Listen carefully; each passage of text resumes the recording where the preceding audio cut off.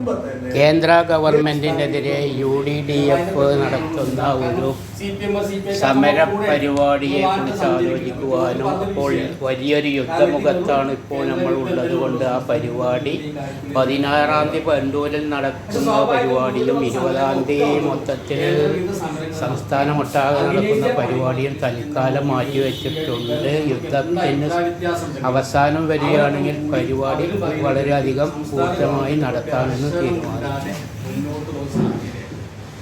സ്വാഭാവികത ഈ ഒരു സാഹചര്യം അഖിലേന്ത്യാ പണിമുടക്ക് വന്നപ്പോൾ ആദ്യമായി ആലോചിച്ച വിഷയം അതാണ്. അപ്പൊ നമ്മളെ സംബന്ധിച്ചോളം കുറെ കണക്കാണ് 5-6 മാസം കഴിഞ്ഞ ഒരു ത്രിതല പഞ്ചായത്ത് തെരഞ്ഞെടുപ്പ് നമ്മൾ UDF നേരിടുന്നത്. സാധാരണ നമ്മൾ മൊത്തത്തിൽ സംയുക്തമായി നടത്താറുള്ള സമരം ഇപ്രാവശ്യം LDF യൂണിയൻ അവർ വേറെയാണ് നടത്തുന്നത്. കാരണം ഗവൺമെന്റ് കേരള ഗവൺമെന്റിനെതിരെയും നമ്മളുണ്ടല്ലോ. അപ്പോൾ അതുകൊണ്ട് അവരുടെ വേറെയാണ് നിശ്ചയിച്ചിരുന്നത്. അത് രണ്ടും തൽക്കാലത്തേക്ക് ഇനിയൊരു ഡേറ്റ് കാണുമ്പോൾ അതിനനുസരിച്ച് നീങ്ങും എന്ന് അറിയിക്കും. അദ്ദേഹം പ്രകടന പത്രികയിൽ പറഞ്ഞ 700 രൂപ തോട്ടം തൊഴിലാളികൾ കൂലി ആക്കും എന്ന് പ്രകടന പത്രികയിലുണ്ട്. തോട്ടം തൊഴിലാളികൾ കൂലി 700 രൂപയാക്കും. അപ്പൊ നമ്മളെ സന്തോഷത്തിലാണ് പോയത്. കാരണം എന്തൊരു തീരുമാനം ഉണ്ടാകുമെന്ന് ഞങ്ങൾ ഫെഡറേഷൻ സംസ്ഥാന നേതാവ് അബ്ബാസ് ആണ് നിങ്ങളോട് സംസാരിക്കുന്നത്. സ്വാഗതം ബാബുമണി, അധ്യക്ഷൻ റൌഫ് പറ്റയിൽ, VK തങ്ങൾ എന്നിവർ സംസാരിച്ചു.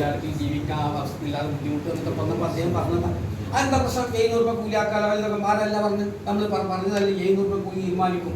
അത് ഞാനൊരു കമ്മിറ്റി ഉണ്ടാക്കുന്നുണ്ട്. ഞാനവിടെ അത്ഭുതപ്പെടി ഒരു മുഖ്യമന്ത്രി ഇങ്ങനെ ഒറ്റയടിക്ക്. കാരണം 514 രൂപ കൂലം 700 രൂപ 200 രൂപയോളം വർധന കാര്യത്തില് വളരെ ശക്തമായ ഒരു നിലപാടെന്ന് പറയുന്നത് KPC പ്രസിഡന്റ്, പ്രമുഖ നേതാക്കൾ, CIT-യുടെ നേതാക്കള്, പ്രസിഡന്റ് കുഞ്ഞാക്കുട്ടി തുടങ്ങിയവരൊക്കെ സംസാരിച്ചു. എല്ലാവർക്കും സ്വാഗതം. സാഹിബിനെ ഉൾപ്പെടെ വളരെ ശക്തമായി ഒരു ആവശ്യപ്പെട്ട കാര്യം കഴിഞ്ഞ 11 കൊല്ലം കൊണ്ട് ദേശീയ തലത്തിൽ നടത്തിയ പണിമുടക്ക് ഞങ്ങൾ ഇടപെട്ടിട്ടില്ല. അത് എന്തോ അതിൻ്റെതായ രീതിയിൽ പോട്ടെ എന്ന് ഞങ്ങൾ വിചാരിച്ചതാണ്. അങ്ങനെ സ്വതന്ത്രമായ സംഘടന ഇന്നത്തെ തീരുമാനിക്കാൻ അവസരം. പക്ഷെ കേരളത്തിൽ വരുന്ന 4 മാസത്തിന്റെ ഉള്ളിൽ ഒരു ത്രിതല പഞ്ചായത്തിലേക്ക് തെരഞ്ഞെടുപ്പ് നടത്തും. സ്വയംഭരണ സ്ഥാപനത്തിലേക്ക് നടക്കുന്ന തെരഞ്ഞെടുപ്പ്.